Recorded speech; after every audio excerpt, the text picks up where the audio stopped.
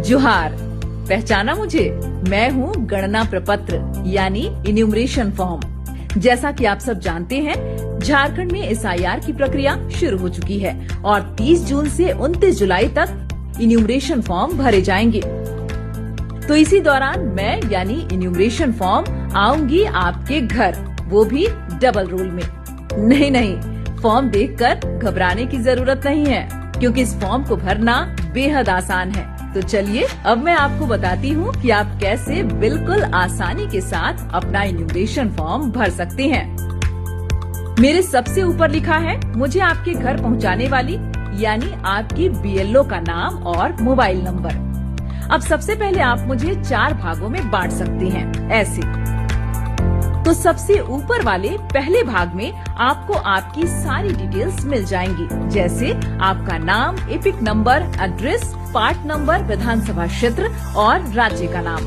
ये जानकारी पहले से ही प्रिंटेड होगी। साथ ही एक यूनिक QR कोड और आपकी पुरानी प्रिंटेड फोटो के ठीक बगल में आपको मिलेगी अपनी नई रंगीन पासपोर्ट साइज फोटो चिपकाने की जगह। और अब बारी है दूसरे भाग की। इस दूसरे भाग में आपको गत SIR की किन की विवरणी भरनी है, ये आपके जन्म तिथि पर निर्भर करता है। आइए जानते हैं कैसे। पहली स्थिति में यदि आपका जन्म 1 जुलाई 1987 से पहले भारत में हुआ है, तो आपको गत SIR में दर्ज सिर्फ स्वयं की विवरणी भरनी है। दूसरी स्थिति में यदि आपका जन्म 1 जुलाई 1987 से लेकर 2 दिसंबर 2004 के बीच भारत में हुआ है, तो आपको अपने माता पिता में से किसी एक की गत SIR में दर्ज विवरणी भरनी है। तीसरी स्थिति में यदि आपका जन्म 2 दिसंबर 2004 के बाद भारत में हुआ है, तो आपको अपने माता और पिता दोनों के गत SIR में दर्ज विवरणी भरनी होंगी। तो पहली स्थिति में जिनका जन्म 1 जुलाई 1987 से पहले हुआ है, वो इन्यूमरेशन फॉर्म के इस हिस्से में अपनी विवरणी इस प्रकार भरेंगे। गत SIR की मतदाता सूची में दर्ज अपना नाम लिखें। इसके बाद एपिक यानी मतदाता पहचान पत्र का सीरियल नंबर अगर उपलब्ध हो तो यहाँ लिखें। रिश्तेदार का नाम वाले कॉलम में अपने पिता का नाम लिखें और नीचे संबंध वाले कॉलम में उनसे अपना संबंध दर्ज करें। अब जिला, राज्य और विधानसभा वाले कॉलम को भरें। इसके ठीक नीचे बनाए गए बॉक्स में आप गत SIR में दर्ज स्वयं का विधानसभा क्षेत्र संख्या, भाग संख्या और क्रम संख्या दर्ज करें। अब दूसरी स्थिति में यदि आपका जन्म 1 जुलाई 1987 से लेकर 2 दिसंबर 2004 के बीच हुआ है, तो आप फॉर्म के दूसरे भाग के दाएं वाले हिस्से में अपने माता या पिता के गत SIR में दर्ज विवरणी इस प्रकार भरेंगे। नाम वाले कॉलम में माता या पिता जिनकी भी जानकारी उपलब्ध हो उनका नाम लिखें। यदि उनका एपिक नंबर उपलब्ध हो तो यहाँ लिखें। अब तीसरे कॉलम जहाँ रिश्तेदार का नाम लिखना है, वहाँ ऊपर नाम वाले कॉलम में जिनका नाम लिखा है उनके पिता का नाम लिखें। इसके नीचे वाले कॉलम में उनसे अपना संबंध लिखें। अब जिला, राज्य और विधानसभा वाले कॉलम को भरें। इसके ठीक नीचे बनाए गए बॉक्स में गत SIR में दर्ज उनकी विधानसभा क्षेत्र संख्या, भाग संख्या और क्रम संख्या लिखें।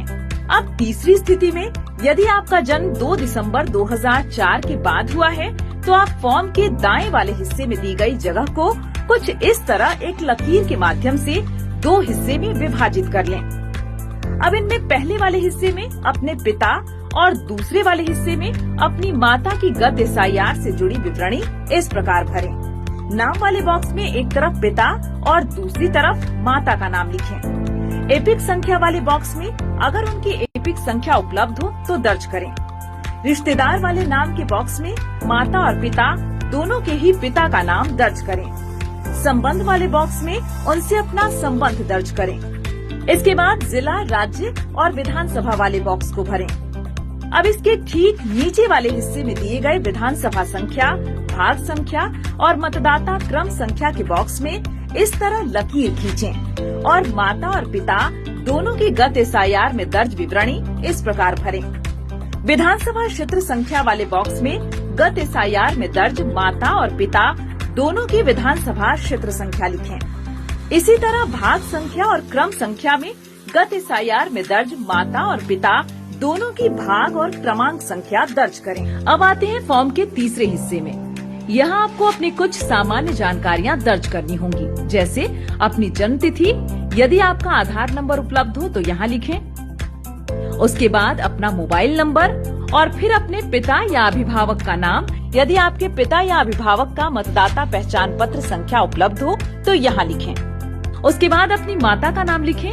यदि उनका मतदाता पहचान पत्र संख्या उपलब्ध हो तो आप उसे भी अगले कॉलम में दर्ज करें। यदि आवश्यकता हो तो अगले कॉलम में अपने पति या पत्नी का नाम और उनका मतदाता क्रमांक दर्ज करें। लीजिए, आपने अपना इन्यूमरेशन फॉर्म लगभग भर ही लिया है, लेकिन अभी बाकी है सबसे जरूरी काम। इन्यूमरेशन फॉर्म के चौथे हिस्से में 3 महत्वपूर्ण घोषणाएं लिखी हैं। यदि आप स्वयं अपना इन्यूमरेशन फॉर्म भर रहे हैं तो इसे ऐसे पढ़ें।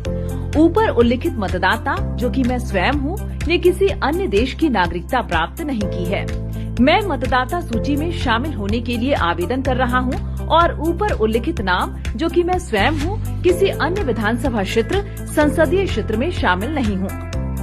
मुझे पता है कि इस आवेदन के संबंध में उपरोक्त कथन या घोषणा करना जो झूठा है और जिसके बारे में मैं जानता या मानता हूँ कि वह झूठा है या जिसे मैं सच नहीं मानता हूँ, लोक प्रतिनिधित्व अधिनियम 1950 की धारा 31 के अंतर्गत 1 वर्ष तक का कारावास या जुर्माना या दोनों हो सकता है।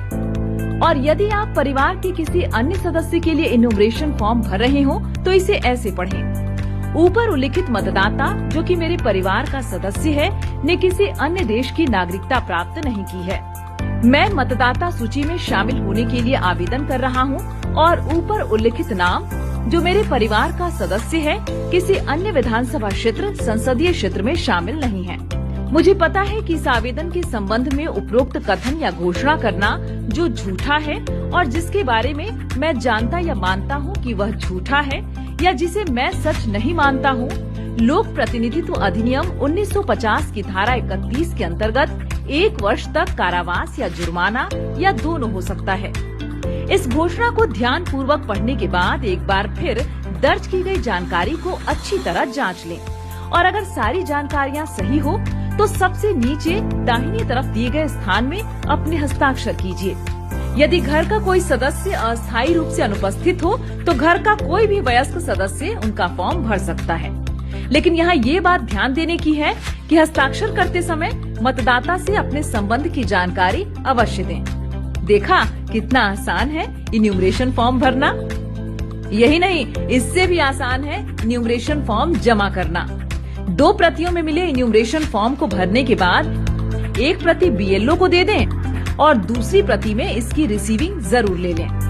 रिसीविंग वाले प्रति को अपने पास सुरक्षित रख लें। बस हो गया। और एक बात, इन्यूमरेशन फॉर्म भरने में देर न करें। फॉर्म मिलते ही जितनी जल्दी हो सके इसे भरकर जमा करें। इन्यूमरेशन फॉर्म के साथ कोई भी दस्तावेज नहीं देना है।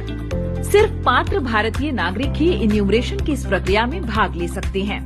वैध अथवा अवैध रूप से भारत आए किसी विदेशी नागरिक का सत्य या मिथ्या जानकारी देना, रिक्त या आंशिक रूप से इन्यूमरेशन फॉर्म भरना या फॉर्म पर हस्ताक्षर करना जन प्रतिनिधित्व अधिनियम की धारा 31 के तहत एक दंडनीय अपराध है। अगर कोई भी विदेशी नागरिक भरा हुआ इन्यूमरेशन फॉर्म बीएलओ को व्यक्तिगत रूप से अथवा ऑनलाइन माध्यम से जमा करता है तो ईआरओ उस आवेदक के खिलाफ एफआईआर दर्ज करेंगे। विदेशी नागरिक इन्यूमरेशन फॉर्म न भरें और बिना हस्ताक्षर किए ही बीएलओ को तुरंत वापस करें। एसआईआर की प्रक्रिया से हमारी मतदाता सूची होगी एकदम शुद्ध और सटीक।